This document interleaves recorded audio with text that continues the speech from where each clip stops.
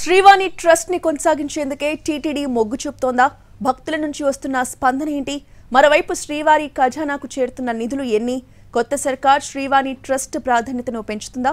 ఇంతకాలం రద్దు చేస్తారు అనుకున్న ట్రస్ట్ ని టీటీడీ మరింత బలోపేతం చేసే దిశగా అడుగులు వేస్తోందా అంటే అక్కడ జరుగుతున్న పరిణామాలు అవుననే అంటున్నాయి. శ్రీవాణి ట్రస్ట్ అంటే తెలియని వారుండరు. అలాంటిది టీటీడీకి మంచి ఆదాయ వనరుగా మారింది. ఇక శ్రీవారి భక్తులకు కూడా ఉపయోగకరంగా ఉండడంతో భక్తుల నుంచి మంచి స్పందన లభిస్తోంది.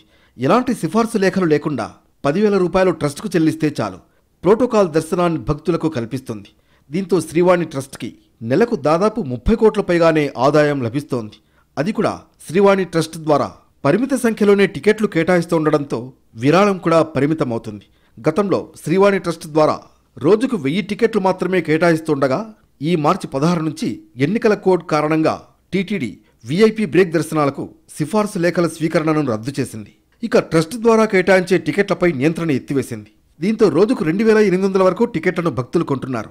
అయితే శ్రీవాణి ట్రస్ట్ ద్వారా కేటాయించే టికెట్ల సంఖ్య పెరిగితే సామాన్య భక్తులకు ఇబ్బందులు తలెత్తే అవకాశం ఉంది. దీన్ని గమనించిన టీటీడీ టికెట్ల సంఖ్యను రోజుకు 1500కు పరిమితం చేసింది. ఆన్లైన్ విధానంలో 500 టికెట్లు, ఆఫ్లైన్ విధానంలో 900 టికెట్లు, తిరుపతి ఎయిర్పోర్ట్లో మరో 100 టికెట్లు మాత్రమే కేటాయిస్తుంది. దీంతో బోర్డుకు నెలకు 40 నుంచి 45 కోట్ల ఆదాయం వస్తుంది. ఏడాదికి 509 కోట్ల వరకు విరాళాలు అందనున్నాయి. టీటీడీ నిర్వహిస్తున్న అన్ని పథకాలకు అందే విరాళాలు 250 కోట్లకు పరిమితమవుతుంటే శ్రీవాణి ట్రస్ట్కి అందే విరాళాలు మాత్రం అంతకు రెట్టింపుగా ఉంటున్నాయి.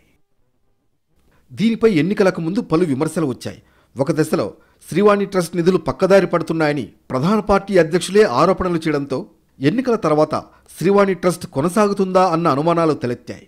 ప్రభుత్వం మారడం, టీటీడీకి కొత్త ఉన్నతాధికారులు వచ్చారు. ఈ టైంలో అందరి దృష్టి శ్రీవాణి ట్రస్ట్ పైనే పడింది. ఇక ట్రస్ట్ కొనసాగింపుకే మొగ్గు చూపుతున్న సంకేతాలు అందుతున్నాయి. టీటీడీ ఈవోగా శ్యామలరావు, అడిషనల్ ఈవోగా వెంకయ్య చౌదరి బాధ్యతలు చేపట్టిన తర్వాత శ్రీవాణి ట్రస్ట్ నిర్వహణపై పరిశీలన చేశారు.